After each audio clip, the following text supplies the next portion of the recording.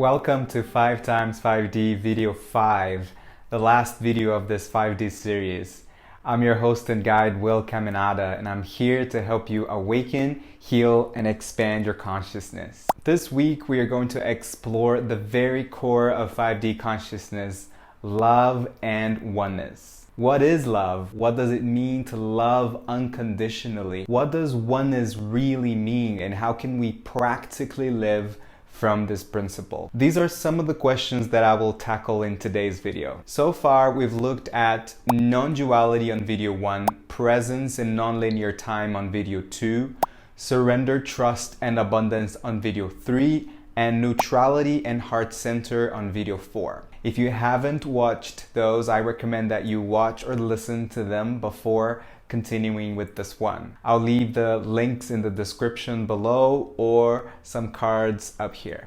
But anyway, here's a quick recap. We've learned that duality exists in order for us to understand non-duality and eventually be able to transcend the 3D duality without bypassing it. We've learned about non-linear time, but also that now is all we've got. Surrendering means getting the ego out of the way to allow a spirit to guide us. And in the last video, we learned that emotion is energy in motion, and it's what keeps us moving and evolving in this 3D experience. There is a place of neutrality inside each and every one of us in our heart center.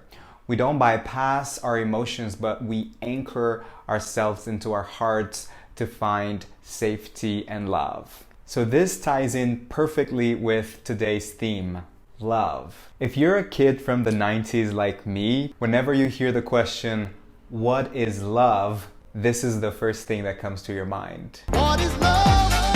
Baby, don't hurt me no more. Well, some of you may get this, but jokes aside, love is seen by many as something that's hard to define. How do you define love? Or rather, does love ask for a definition? Does love ask to be felt? Does love demand or need anything from us? And the answer will, again, depend on the perspective. 3D says, I need to be a certain way to be worthy of love. I need to achieve X, Y, Z for people to love me. I need to be loved by X, Y, Z to feel loved. 5D says, I am love. There is nothing I have to do to earn love, for this is my essence. Let's explore the space between though. It's easy to grasp the idea, but how can we put into practice and actually live from this place? Referring back to the first video where I talked about non-duality, we're actually coming full circle here. We understand that we navigate life in 3D by labeling people and things. So obviously we put labels and adjectives on love. Romantic love, maternal love, paternal love, fraternal love, platonic love, wild love, sexy love, puppy love, Hollywoodian love, unconditional love. So what happens if I take out all of these labels and adjectives? What are we left with? Just love. As is. Love just is. And like I mentioned in the previous video, from this perspective, I could say, even though this is an attempt to define love, I can say that love is neutral. From a 5D perspective, love is a state of consciousness that we live from, rather than an emotion or something that we experience. We experience the human experience with all of its challenges and dualities in order to learn love, in order to remember love, because that's our essence. 5D is that love state of consciousness. It is that heart connection with yourself and the universe. Love is the most potent force in the cosmos because it connects all. It connects all the dimensions. It connects the light in 8D, the sound in 7D, the geometry in 6D, and it loves the mind, the emotions, the archetypes in 4D. It loves the linear journey and duality in 3D, and all the perfect nature of the planet in 2D and 1D. For us, love is the container that holds sacred space for all of our emotions, both positive or negative as how we perceive them to be. Love holds a space for our darkness and light, for our yin and yang, for our ego and our spirit. Love loves all. And love doesn't need an adjective, for the adjective has an opposite, meaning it is dual. And anything that is dual doesn't belong in 5D. However, as I've said here many times, we can't escape the duality because this is also how we transcend it and understand non-duality. So the word that we use that is the closest to this 5D non-duality is unconditional. The opposite of unconditional is conditional. And so that is how we experience the other side of the coin, to learn that we are whole. And that in fact, when we're talking about love, we don't even need the word unconditional. When it comes to English grammar, there is a topic called conditionals. The one word that always appears in the conditional sentences is if, and variations of it according to the verb tenses: if only, what if, when, had I done this, blah, blah, blah. I'm saying this because this is basically what conditional love is. And although this is definitely not an English class, here's an example. If I look beautiful, I will love myself. If you take the if clause out of the sentence and add the present tense, which is the only tense there is in 5D, you just get I love myself. Equally, if you do this for me, I will be thankful, to I am thankful. Or if the world was a better place, I would be more compassionate, to I am compassionate.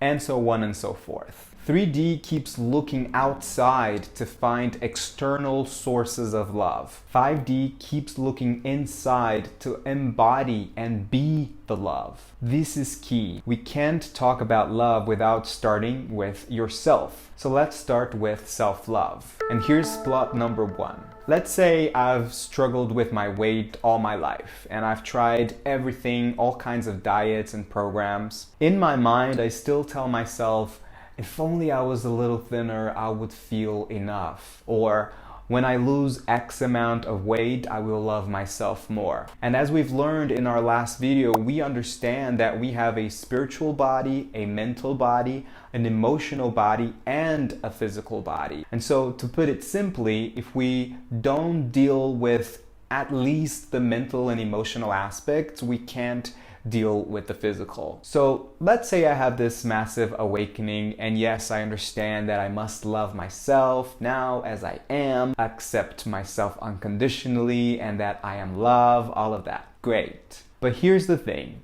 This does not mean that I don't take care of myself and completely give up on all the diets and healing and etc. Quite the opposite. It is because I love myself so much that I'm going to do whatever it takes to be my best self, but from a place of love and worthiness, not from a place of fear or unworthiness. I do this because I love myself. This is unconditional love. The intention behind everything you do must always be love. You can drink your green juice every day, every morning, but if the intention behind it is fear of getting fat again or catching any disease, it's going to be pointless. You have to check in with yourself, and you can do so by simply asking, am I doing this because I am afraid of something or because I just love myself? And sometimes it's fear masked as unworthiness and not enoughness. You may be doing your meditation and your yoga every day because you think that this will make you more spiritual. You may want to post some photos on social media because this will make you look cool, or you'll get some external validation. Again, just keep asking yourself, am I doing this because I want to feel more of something, because I want some external validation, or just because I want to do it for me? This is one of the reasons why I use the tagline, "Let love lead the way" at the end of my videos. Allow love to be the driving force behind every step you take. Okay, now for plot number 2, let's add the relationship factor. When it comes to relationships, it's fair to say that the most important relationship in your life is that with yourself, because you will have to be with you for all of this journey.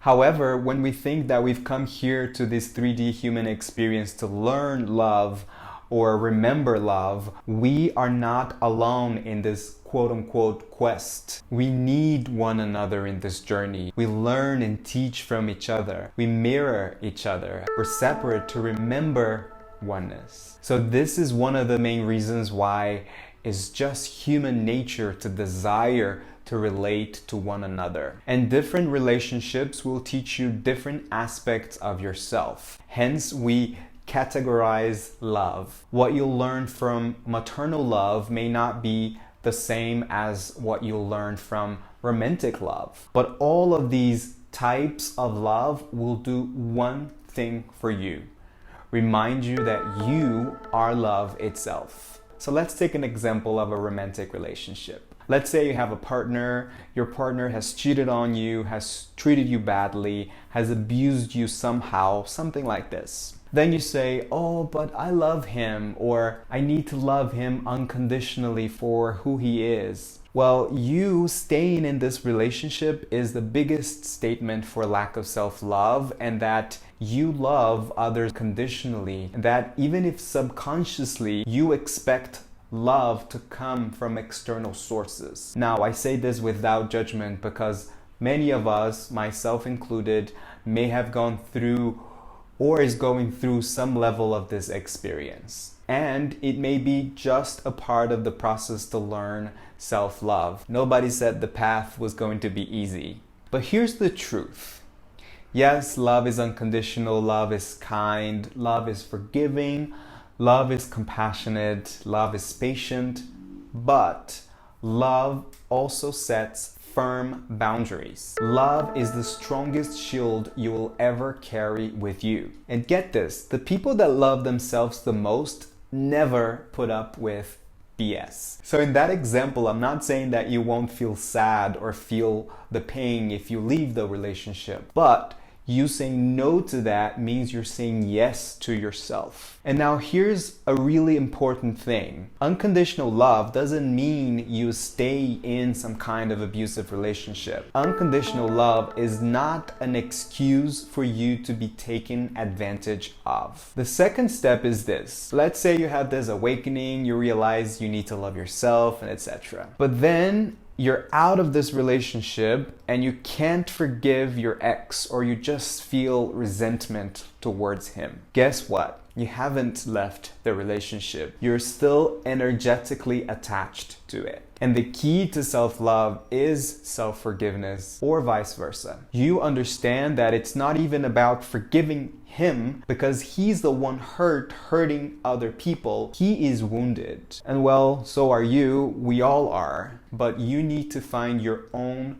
way to healing. And just a quick side note here, I believe depending on the situation and the people involved, this healing may happen apart from each other and sometimes together, but both parts have to be in the same level of awareness and commitment for this to happen. And obviously, each one of you needs to take responsibility for your healing journey. The key here is to always harness your intuition and follow your gut feeling. But regardless of whether or not you're still in the relationship, you understand that this human being, this relationship that you were in, has been a catalyst for your healing, which is the journey into the remembrance of who you truly are. You understand this. If you can't forgive him, it's because you can't forgive yourself. And if you hate him, it's also because you haven't forgiven yourself. The good news is that if you can hate him from afar,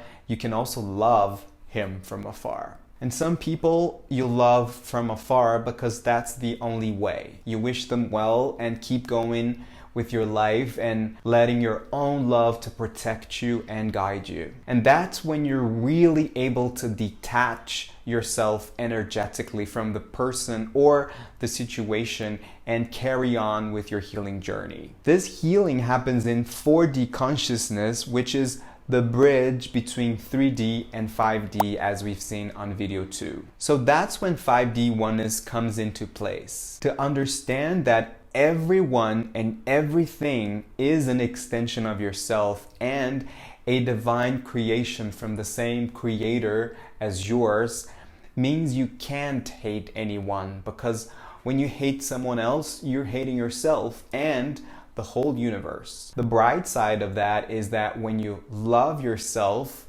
you are also loving the whole universe. Oneness means you are one individual and we are one consciousness. It respects your individual and unique path, but it is also saying we are evolving together even if we're not holding hands. Oneness doesn't kill the ego, it reconciles with the ego. It embraces the ego. It tells the ego that it is part of all. That's why love and oneness are in the same theme in this video. Some people also refer to it as unity consciousness. I guess the challenge with oneness is this: can I love those who are way different than me? Remember, we learned non-duality through duality. Okay, that's the 300th time I've said this. But because of that, the universe might place people in your pathway that will challenge you and will have completely different views and values. Can you love that person? Again, you don't have to be friends with them, but just keep reminding yourself that we are all in the same journey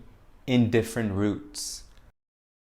Can you accept that this is the route that they're choosing to take now, in this moment, in this lifetime? Can you send love from your heart and truly wish them well? Can you withdraw from the need to be right and win this game? Can you feel the presence of God's consciousness in every living and non-living being? Can you see love is all there is? And for all of these questions I've thrown in, for me personally, the answers lie in the daily practice of love and oneness. I think most of us here can easily grasp the concept and the idea, but perhaps the challenge lies in our day-to-day life and the way we interact with other human beings. We practice self-love so that when we're not feeling love for ourselves or others, we have it available in our love toolkit. Here are some tips to practice love and oneness. Number 1, use reminders and love affirmations. The first step is to understand the concept and believe it. Once you're living from that principle, remember that